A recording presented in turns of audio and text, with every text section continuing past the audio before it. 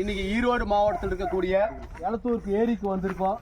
இங்கே நிறைய பறவைகள் இருக்கும் அப்படின்ட்டு இது நாங்கள் முதல் தடவை வந்திருக்கிறோம். ஆனால் நமக்கு பார்த்ததெல்லாம் வந்து அருவாள் மூக்கன் பறவை தெரிஞ்சுது, டக்கு நிறைய பார்த்தோம். வந்து சில பேர்ட்ஸ் எல்லாம் நிறைய பார்த்துக்கிறோம்.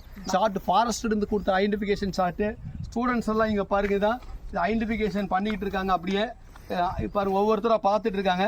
இது எதற்காக அப்படின்னா விழிப்புணர்வு வந்து ஸ்டூடெண்ட்ஸ் நம்ம கொடுத்துட்டே இருக்கிறோம். ஏன் அப்படின்னா அவர்கள் வந்து வருங்காலத்தில் பறவைகளை பாதுகாக்கணும். பறவைகள் இல்லை அப்படின்னா மனிதன் இல்லை அப்படிங்கிறத அவர் உணரணும். இந்த மாணவர்களெல்லாம் இனி வெளியில் போய் அவர்கள் இருக்கக்கூடிய நண்பர்களுக்கும் உறவினர்களுக்கும் இந்த பறவைகளை பற்றி எடுத்து வைப்பார்கள். இந்த எலத்தூர் லேக்கு இன்னும் இந்த ரெய்னி சீசன்லாம் இன்னும் கொஞ்சம் நல்லா இருக்கும் நாங்கள் ஃபீல் பண்ணுறோம். இப்போ நிறைய பேர்ட்ஸ் இல்லை, ஆனால் இதுதான் பாருங்கள், மரமெல்லாம் நிறைய காஞ்சிருக்குது. மேலே பாருங்கள், மரம் பாருங்கள் எப்படி காஞ்சிருக்கு பாருங்கள்.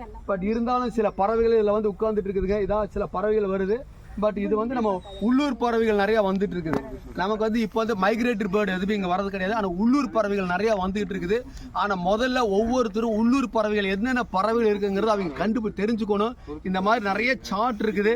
அவர்கள் இதை வந்து நம்ம தெரிஞ்சுக்கிட்டு அந்த உள்ளூர் பறவைகளை பார்த்துக்கிட்டாங்கன்னாவே அவங்க எங்கே போனாலும் ஒருத்தரும் 10 பறவைகளை டக்குன்னு பார்த்தாவே பெயர்களை சொல்கிற அளவுக்கு அவங்க வந்து எக்ஸ்பர்ட் ஆகிக்கணும். அப்போ தான் வந்து அவர்களுக்கு வந்து அது உணர்வு, பறவைகளை பாதுகாக்கணும் அப்படிங்கிற உணர்வு வரும். மிக நன்றாக இருந்தால் மட்டுமே மனிதர்கள் நன்றாக இருக்க முடியும். அந்த பறவைகள் எச்சத்திலிருந்து தான் நிறைய மரங்கள் அது முளைக்க விடுது.